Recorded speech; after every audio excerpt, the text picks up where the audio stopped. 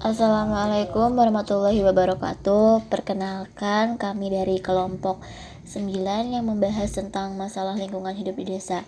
Saya di sini Jahanipah, dan nanti ada teman saya Sadir Farhan yang akan menjelaskan materi tersebut. Semoga kalian bisa menyimaknya dengan baik. Sebelum ke permasalahan lingkungan hidup di desa, kita bahas terlebih dahulu latar belakang gambaran umum desa itu apa.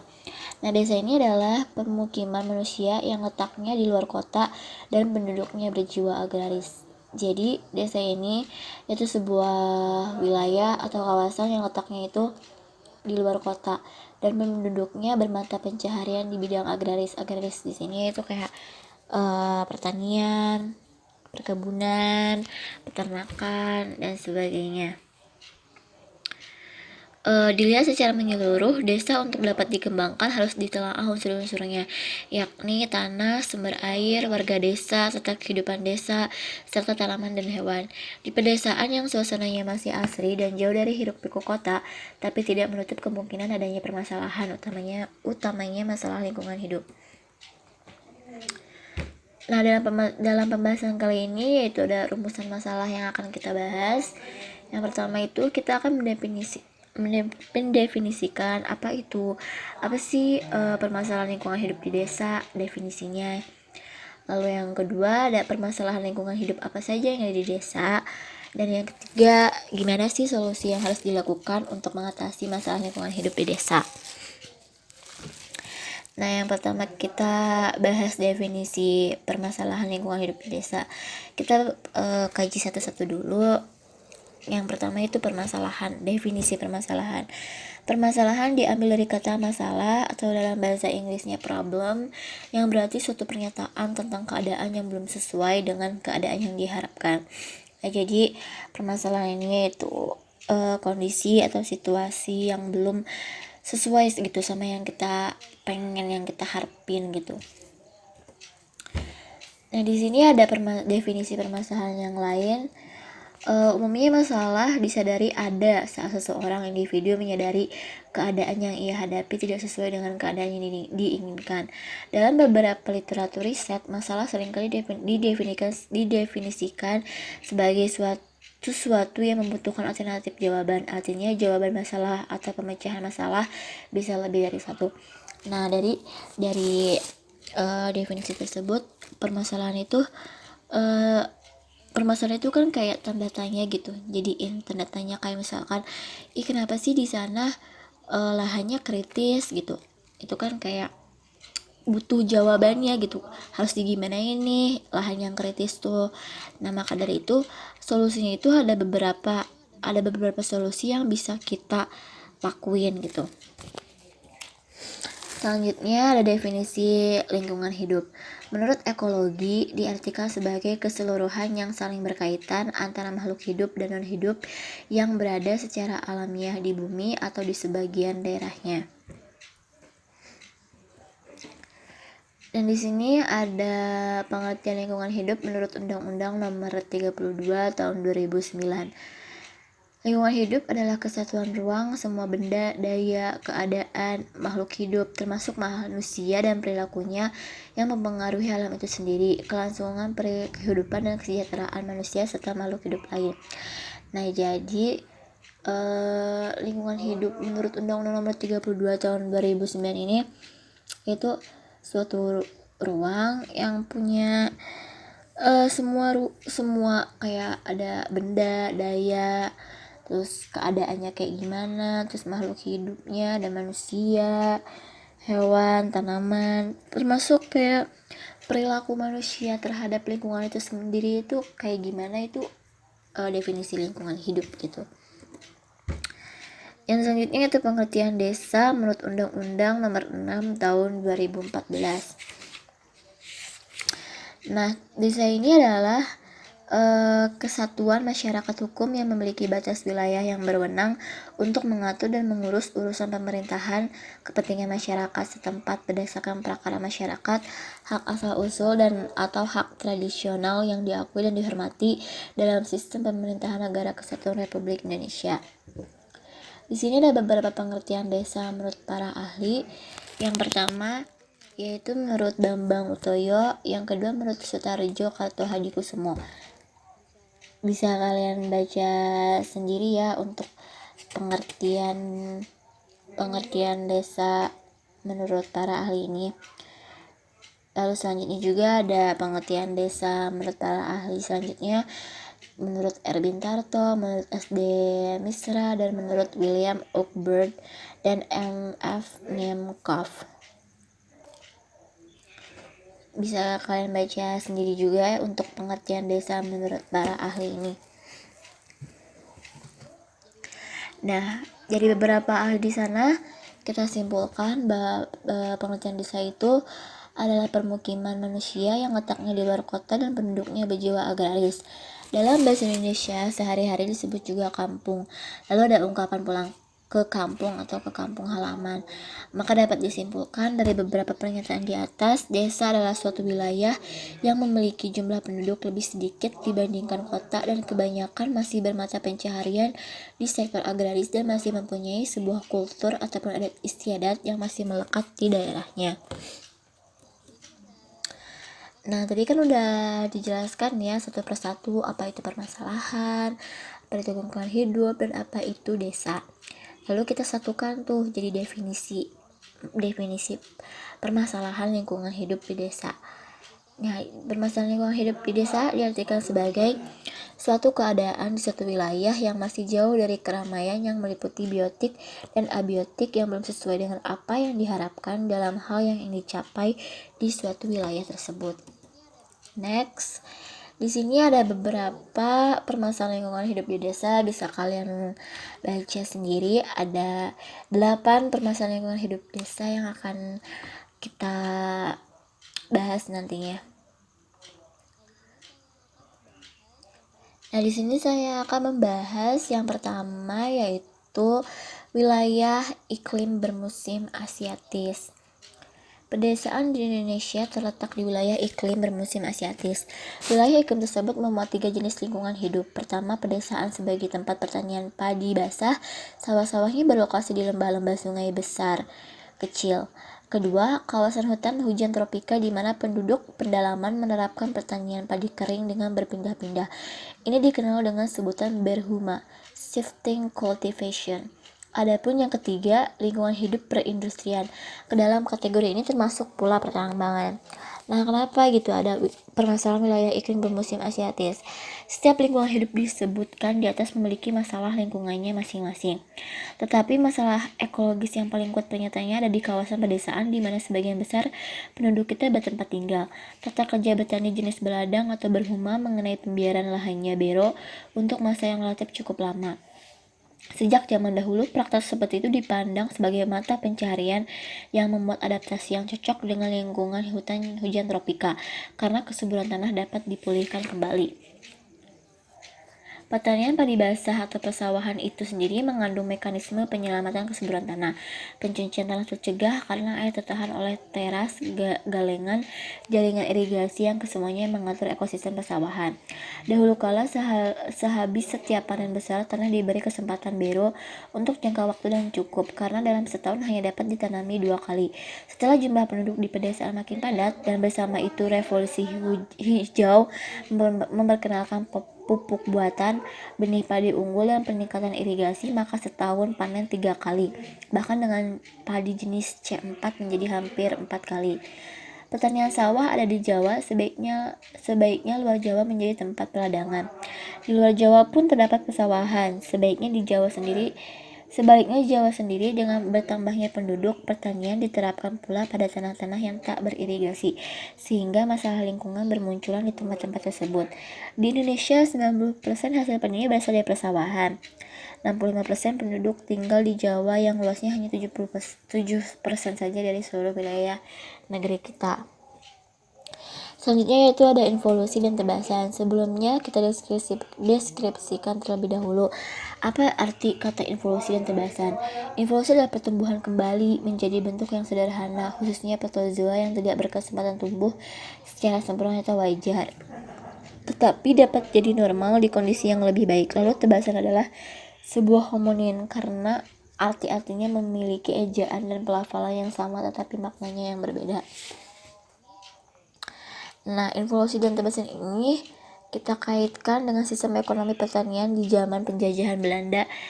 Nah, di zaman sistem ekonomi pertanian di zaman penjajahan Belanda tak mampu membawakan perkembangan karena keuntungan yang diperoleh diperuntukkan negeri induk belaka. Jadi surplus ekonomi pedesaan di Jawa mengalir keluar dan karena tak ada kemungkinan lain, maka penjamin kebutuhan penduduk yang bertambah pesat tetap berupa luas tanah pertanian rural yang ada itu.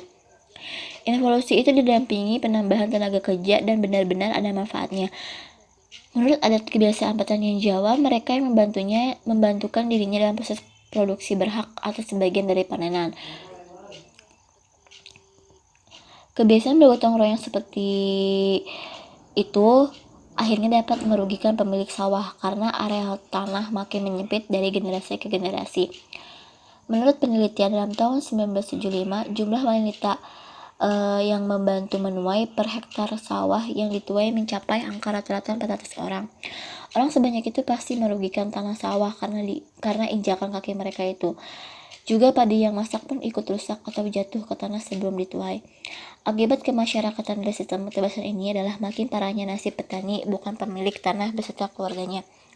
Karena sementara itu perubahan menjalar lanjut ke penggarapan tanah dan pemeliharaannya lanjut dengan tenaga upahan. Para penganggur tanah-tanah baru di lereng-lereng gunung sehingga hutan-hutan menjadi gundul. Orang-orang lain mencari pekerjaan baru di kota-kota atau bertransmigrasi. Lalu selanjutnya ada revolusi hijau dan akibatnya bagi lingkungan. Revolusi hijau adalah sebutan tidak resmi yang dipakai untuk menggambarkan perubahan fundamental dalam pemakaian teknologi budidaya pertanian yang dimulai pada tahun 1950-an sampai 1980-an di banyak negara berkembang terutama di Asia. Masalah-masalah pertanian amat terasa sejak zaman pemerintahan Presiden Soekarno. Pada masa itu sudah digembor-gemborkan land reformasi agraria karena kurang lebih 60% dari pemilikan tanah di Jawa luasnya ada di bawah 0,5 hektar. Sehabis kudeta tahun 1965, peningkatan hasil pertanian dilakukan melalui usaha besar-besaran yang dikenal dengan sebutan revolusi hijau. Kita manfaatkan penanaman varietas padi IR8. Padi IR8 dapat ditanam dan dituai dalam waktu 120 hari, padahal padi jenis biasa memerlukan 150-180 hari. Bersama usaha di atas, pelaksanaan mekanisasi pertanian diberi subsidi oleh pemerintah, tetapi pemanfaatan mesin-mesin tumbuk dan asah padi mendatangkan pengangguran di pedesaan yang tata kerjanya semestinya bergotong royong model tradisional.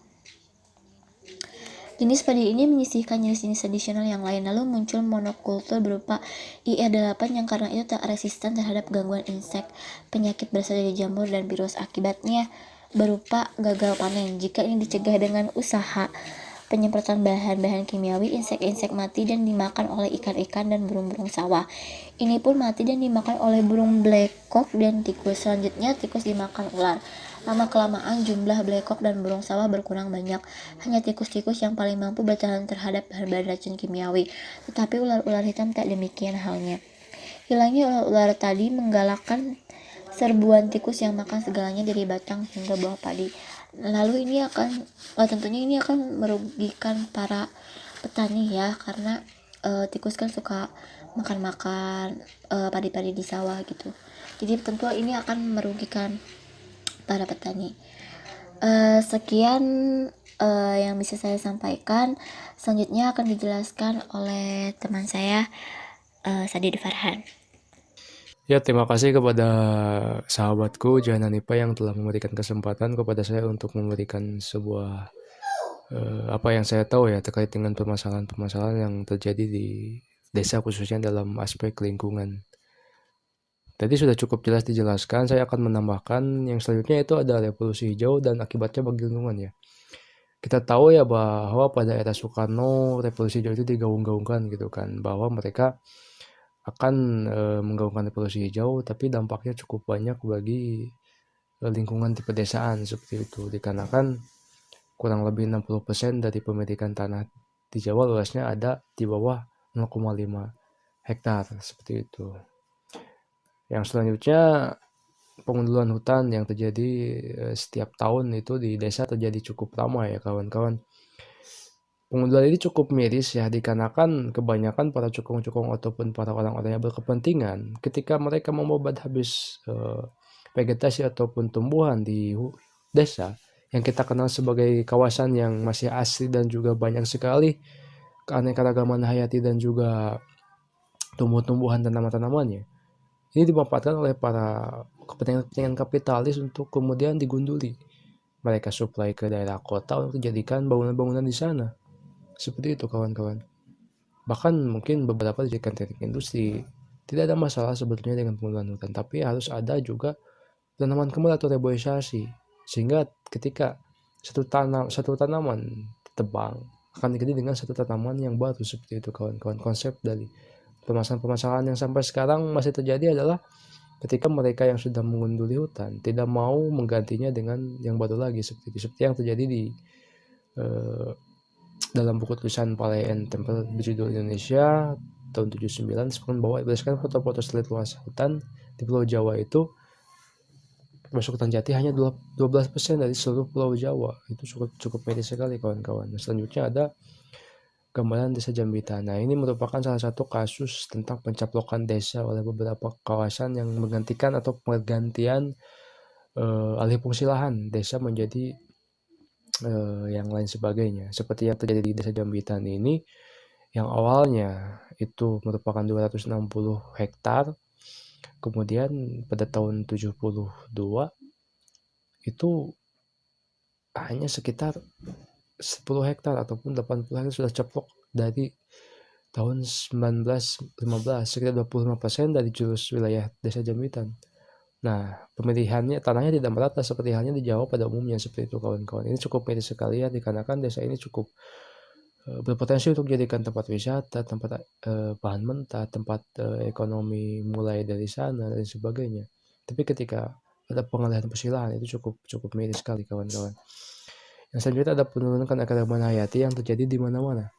Hal tersebut mungkin banyak terjadi juga di seluruh pedesaan di Indonesia. Kita kenal bahwa yang namanya desa itu kaya akan keanekaragaman hayati.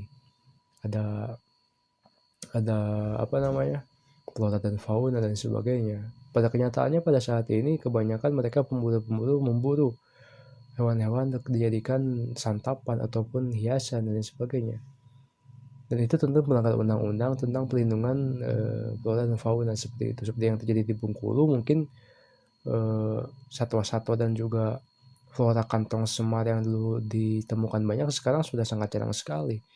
Hal tersebut tentu menjadi perhatian khusus bagi para pemerintah ataupun para perangkat pemerintah yang ada di sana dan juga kita sebagai masyarakat untuk selalu melindungi satwa-satwa tersebut gitu kan, seperti halnya yang lain seperti badak Sumatera, gajah Sumatera, harimau Sumatera, tapi burung madu, rusa Sumba, napu, kangkong, siamang, bau, kualet hitam, penyumbang liar, setak, kura-kura dan lain sebagainya. Itu sudah sangat jarang sekali ditemukan pada saat ini. Dan juga yang terakhir ada yang sangat jarang ditemukan kawan-kawan, yaitu pemuda yang hatinya terikat dengan masjid.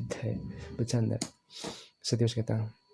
Selanjutnya ada persampahan kawan-kawan. Nah, ini merupakan permasalahan yang sangat konkret sekali. Sampah sampai sekarang masih sulit ditemukan ya. Sulit ditemukan dan sangat sulit sekali untuk dijadikan mencari solusi gitu terkait dengan persampahan ini. Dikarenakan apa? Pada kenyataannya sampah pada sekarang ini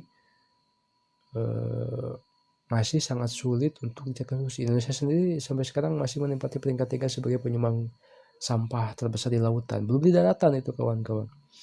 Hal tersebut sangat miris sekali gitu kan. Dan berkaitan dengan di desa banyak sekali permasalahan-permasalahan yang terjadi gitu kan. Bagaimana pengelolaan sampah anorganik, organik, dan sampah-sampah berbahaya. Dan ada beberapa masalah sampah lain, antara lain tempat sampah yang kurang tersedia, sering pencurian sampah tempat-tempat sampah, TPS yang kurang tersedia cukup, pengangkatan sampah dari TPS ke TPA kurang intensif, kesadaran masyarakat masih rendah, dan sebagainya. Dan ini bisa dibaca oleh kawan-kawan semua terkait dengan masalah dari lokasi pemukiman ini menimbulkan masalah bagi penduduk juga kawan-kawan. Silakan dibaca. Dan selanjutnya terkait dengan solusi permasalahan hidup di desa. Nah, mungkin kita tahu ya, adanya permasalahan-permasalahan lingkungan di desa ini tentu akan sangat mengganggu aktivitas kita selaku keluarga. Maka dari itu harus adanya sebuah solusi yang mengatasi. Adapun solusi yang kita tawarkan mengatasi permasalahan sampah itu dengan meningkatkan partisipasi masyarakat gitu kan. Ini sangat penting sekali karena masyarakat itu menjadi role model ataupun inisiator dari daerahnya itu sendiri. Kalaupun masyarakatnya sulit untuk digerakkan ya jangan harap ada perkembangan yang baik gitu kan. Dan kemudian faktor-faktor yang perlu diberikan adalah umur, tingkat pendidikan dan sebagainya. Dan mengadakan lomba-lomba edukasi ataupun proyek-proyek yang berpotensi meningkatkan kesadaran masyarakat, lokakarya, adanya peraturan daerah yang diperketat dan sebagainya itu cukup menarik. Nah, selanjutnya meningkatkan partisipasi program pengelola sampah, melakukan program adipura, lokakarya, adanya perda yang mengatur persampahan dan sebagainya cukup baik sekali ya. Nah, selanjutnya merupakan upaya remediasi atau membersihkan permukaan tanah dari berbagai macam polutan seperti itu. Itu juga merupakan salah satu cara untuk menjadikan desa itu menjadi lebih asri kawan-kawan. Melakukan reboisasi atau penanaman hutan yang ini berkaitan dengan yang tadi ya, dengan permasalahan yang tadi bahwa yang namanya pengundulan itu harus ditanam kembali. Satu pohon itu diganti minimal dengan 2 ataupun 3 sebetulnya. Dan jangan sampai ketika manusia-manusia antah berantah itu kemudian menebang pohon tanpa digantinya itu sama saja dengan tidak etis juga kawan-kawan. Selanjutnya ada menerapkan penggunaan teknologi yang ramah lingkungan. Hal ini mungkin kita bisa contohkan dengan penggunaan mobil yang memakai tenaga listrik, yang emisi karbonnya sedikit dan sebagainya, ataupun menggunakan pupuk-pupuk organik itu cukup bisa meminimalisir pencemaran terjadi seperti itu. Dan juga konservasi lahan atau perlindungan lahan yang harus dilakukan oleh semua orang, oleh karang taruna, oleh kepala desa, oleh perangkat desa, oleh kepala dusun dan sebagainya, oleh camat, oleh bupati. Ini merupakan hal-hal yang cukup konkret karena pemerintah itu mempunyai wewenang ataupun otoritas yang tertinggi. Hal tersebut harus dimanfaatkan dengan sangat baik oleh pemerintah ketika semuanya sudah bersatu padu memajukan dan melindungi lahan tersebut. Itu pasti akan menimbulkan salah satu perlindungan yang cukup konkret dan juga memajukan desa tersebut, kawan-kawan. Kemudian pengolahan daur ulang sendiri, yaitu kita mendaur ulang sampah-sampah anorganik, organik ataupun lain sebagainya, kemudian dimanfaatkan kembali, itu akan menjadi lebih efektif, kawan-kawan. Dan sumber daya berkelanjutan ini tentu saja sangat manfaat sekali untuk mengalirkan serta peningkatan resapan air, reboisasi, adanya pengaturan air bersih dan lain sebagainya. Kemudian adanya kegiatan penghijauan, pemukiman penduduk, perkantoran, adanya pengendalian terhadap pengendara motor, memperbanyak penggunaan pupuk kandang dan organik yang tadi saya sebutkan, dan sebagainya. Dan kemudian saran kesimpulan mungkin permasalahan di lingkungan saya hidup ini akan selalu ada gitu kan. Bagaimana kita bisa menyikapinya dan harus kita memberikan solusi yang konkret dengan aksi nyata. Dulu dari ini, dari kita, dan sekarang juga. Terima kasih kawan-kawan, segitu yang dapat saya sampaikan. Saya kembalikan kepada moderator, jangan lupa walau mampir kita komentarik bila episode. Assalamualaikum warahmatullahi wabarakatuh. Salam Yogyakarta dari bumiku.